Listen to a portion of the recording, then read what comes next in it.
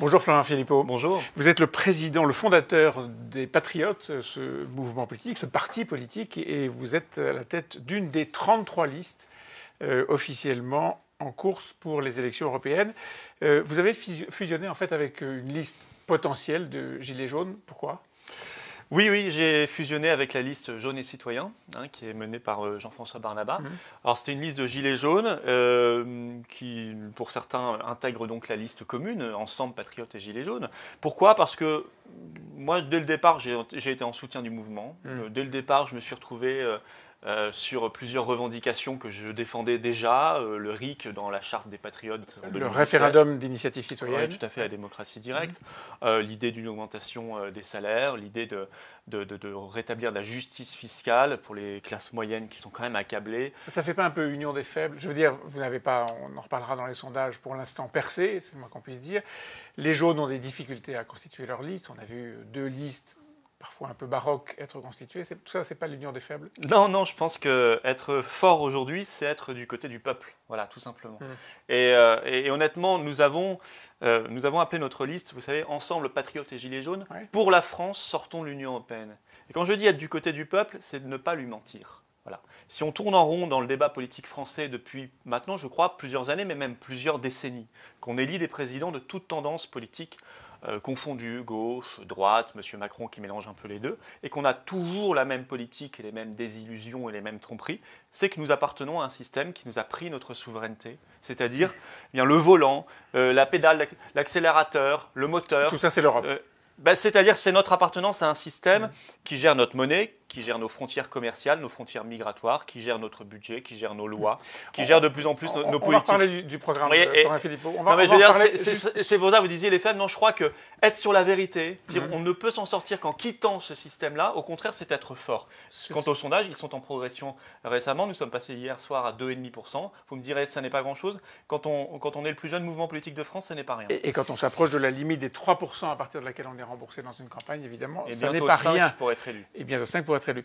Parmi vos gilets jaunes et citoyens, l'un, le meneur de la liste avec laquelle vous avez fusionné, s'appelle Jean-François Barnaba, vous l'avez cité tout à l'heure. Il a été célèbre pour être depuis 10 ans un fonctionnaire territorial, payé, sans affectation. Pas de problème avec ça ? Non, je sais qu'on a essayé de salir le mouvement des Gilets jaunes et quelques je figures particulièrement brillantes parce qu'il en est une et reconnue comme telle. Il est dans une situation légale, son emploi a été détruit par sa collectivité locale. Il a envoyé des CV à toutes les collectivités de plus de 10 000 habitants de France, y compris outre-mer. Ça fait 10 ans qu'il touche un salaire et qu'il ne fait pas son métier. Est-ce que ça vous pose un problème ? Par ailleurs, il est très pudique, mais il a été gravement malade. Mais ça, il ne vous en parle pas. Mais non, ça ne me pose pas de problème parce que c'est un battant. Voilà, ça n'est pas une personne qui attend comme ça que ça tombe. Au contraire, il se bat dans sa vie professionnelle, il se bat dans sa vie de citoyen et il l'a prouvé en prenant la tête localement d'un mouvement de gilets jaunes et en étant un combattant, vraiment quelqu'un qui se bat pour ses idées et pour ses concitoyens et ses compatriotes. Et ça, c'est remarquable. Je vous fais remarquer également que Jaunes et Citoyens nous a apporté Jean-Luc Touly, qui était conseiller régional EELV en 2010-2015 en Île-de-France, qui est un lanceur d'alerte sur la corruption, sur la gestion de l'eau accaparée par des intérêts privés et sur l'environnement. C'est un militant et ça, j'en suis également très heureux. Alors, on va parler de votre programme, mais avant ça, parlons de vos coups d'éclat, puisque vous êtes assez familier de ce genre de choses. Vous avez décroché le drapeau européen à Forbach, votre ville, si j'ose dire, votre fief électoral en tout cas. Et vous êtes poursuivi aujourd'hui par le procureur de la République pour vol, en tout cas intrusion dans un lieu où vous n'aviez pas le droit d'aller. À quoi ça sert ces coups d'éclat ? Par le procureur de la République En Marche, en fait. Non plus par le procureur de la République, qui se permet de parler de vol quand on laisse un objet sur place. Donc, mais sur le fond, à quoi pour ça un sert, spécialiste de la justice, il va falloir qu'il repotasse un petit peu ses bouquins de droit. D'accord, Ce ça c'est pour le procureur de la République En Marche. Non, mais moi je me réserve le droit de le poursuivre en diffamation. Par ailleurs, il n'y a aucun vol, aucune intrusion, aucune dégradation. Alors c'est un coup d'éclat, vous dites. Non, l'objectif c'est de mettre l'éclairage sur un sujet de fond. J'ai bien compris que j'avais blasphémé en allant remplacer pacifiquement, sans dégradation, ce drapeau européen par le drapeau national. Au contraire, j'ai offert un drapeau national à ce centre des impôts de Forbach.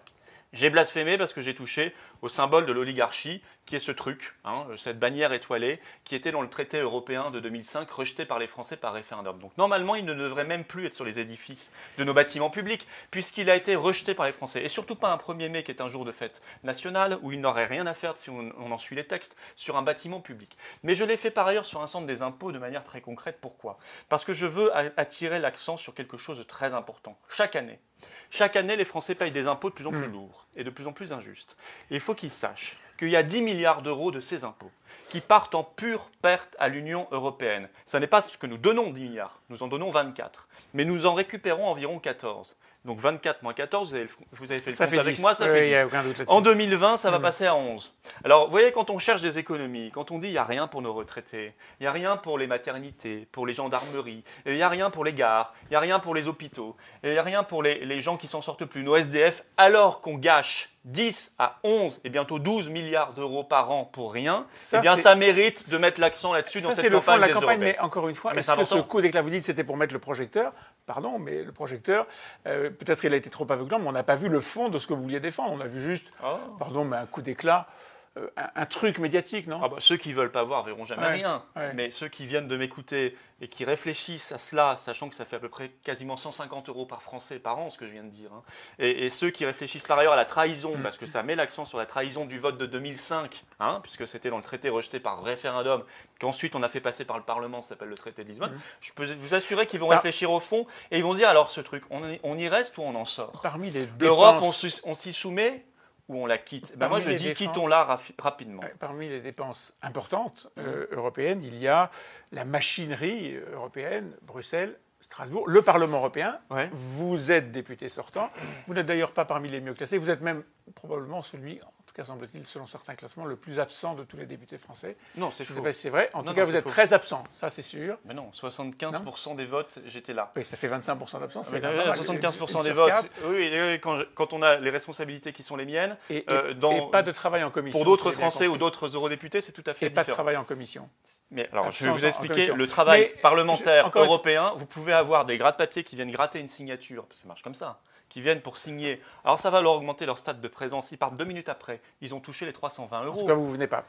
Mais moi, je n'ai pas les 320 euros, au moins. Ceux qui viennent pour gratter, pour augmenter un taux de présence, c'est 320 euros. Ça n'est que ça, les députés européens? Il y en a. Malheureusement, il y en a. Alors moi, quand j'estime que je priorise un travail sur quelque chose, par exemple, j'ai mis l'accent sur la lutte contre les pesticides au Parlement européen. Et je me suis battu avec ma collègue Mireille Dornano comme un lion sur ce sujet-là. Oui, j'ai priorisé certains sujets et j'ai porté l'accent sur le débat européen de fond, c'est-à-dire la question de la souveraineté nationale. Qu'on ne me fasse pas le procès, on peut me faire 1000 procès, mais pas celui de ne pas parler d'Europe et de ne pas faire avancer le débat sur l'Europe en France. Je suis un des eurodéputés les plus actifs là-dessus. Est-ce que parmi les dépenses de la machine européenne, le Parlement européen est nécessaire à Strasbourg? Bien sûr que non. Donc il faut retirer le Parlement de Strasbourg. Mais je veux quitter l'Union européenne. Donc s'il n'y a plus d'Union européenne, il n'y a plus de commission, il n'y a plus de Parlement, il n'y a plus de Cour de justice, il n'y a plus de Banque centrale, il n'y a plus tout cela qui coûte. Ce sont des dizaines de milliers de fonctionnaires, beaucoup mieux payés que les fonctionnaires français. Ce sont des élus, des privilèges, tout ce que vous voulez. Tout ça, on arrête. Mais bien sûr qu'on arrête. Alors il y a un bâtiment à Strasbourg qui est bien fait, qui avait coûté d'ailleurs une très importante fortune. Eh bien, on le reconvertira par exemple en centre de recherche internationale. Ça serait pas mal qu'il y ait une sorte de Silicon Valley en France dans le numérique, l'intelligence artificielle, qu'on puisse en faire un lieu de travail de recherche privée-publique. Moi, j'aimerais beaucoup la reconversion utile pour notre pays. Ça, c'est pour l'avenir. Ce qui peut vous arriver de mieux, c'est d'être élu, d'être réélu sous l'étiquette Les Patriotes. Si c'est le cas, vous siégerez avec qui à Bruxelles et à Strasbourg en particulier? Alors, nous avons comme allié Nigel Farage, qui appelle à voter pour nous, le patron du Brexit Party, qui est en tête aujourd'hui à 30% dans les sondages dans son pays, aux européennes. Nous essaierons ensemble de constituer un groupe de souverainistes qui veulent la sortie. Donc vous ne siégerez pas avec les représentants du Rassemblement national? Non, eux maintenant nous disent l'Union européenne c'est une prison. Je suis d'accord, 3 petits points, mais on y reste. Alors ça, c'est un... Alors, M. Dupont-Aignan et M. Mélenchon disaient la même chose. Ça, c'est un raisonnement qui me dépasse. Donc vous ne siégerez pas avec eux? Vous essayerez de constituer un groupe à part? Quand on accable de 1000 mots une structure, donc on dit elle crée de l'immigration, elle crée de la pollution, elle crée de la pauvreté, etc. Très bien, on est d'accord, elle détruit la démocratie. Mais qu'on ajoute derrière « donc j'y reste », et que je vais essayer de la réformer avec mes alliés, par exemple polonais ou hongrois, juste là-dessus, qui défendent à fond, par exemple, le travail détaché, qui défendent à fond les grands accords de libre-échange avec les États-Unis, le Canada ou l'Amérique du Sud, là, il y a un raisonnement qui m'échappe. Là, on est dans le raisonnement, si vous voulez, électoraliste, mensonger. Moi, je veux être dans la vérité. Vous sortez de l'Europe. Combien de temps pour sortir de l'euro, pour revenir au franc? Il faudra mettre en place rapidement. Combien de temps? Rapide, c'est pas là aux élections européennes qu'on va le faire. Hein. Non, mais sauf si vous gagnez. Non, c'est pas moi, eurodéputé, qui vais faire quitter la France. Malheureusement, j'aimerais bien. Hein. Combien de temps il faut, à votre avis? Il faut le faire le plus vite possible, rétablir une monnaie nationale. Oui, mais ça, c'est comme le fût du canon, ça prend un certain temps. Combien de temps, à votre avis? Combien de temps? Non, je pense qu'il faut le faire le plus vite possible. Oui. On ne dit pas dans 6 mois ou dans 1 an, nous aurons une nouvelle monnaie nationale. C'est quelques semaines après la décision. Ça se fait bien sûr très rapidement, et ça se fait pour retrouver une démocratie.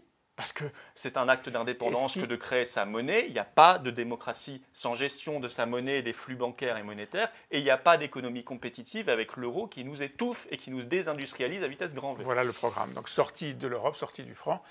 Les patriotes. Pas sortie du franc, non. Rétablissement d'une nouvelle monnaie nationale.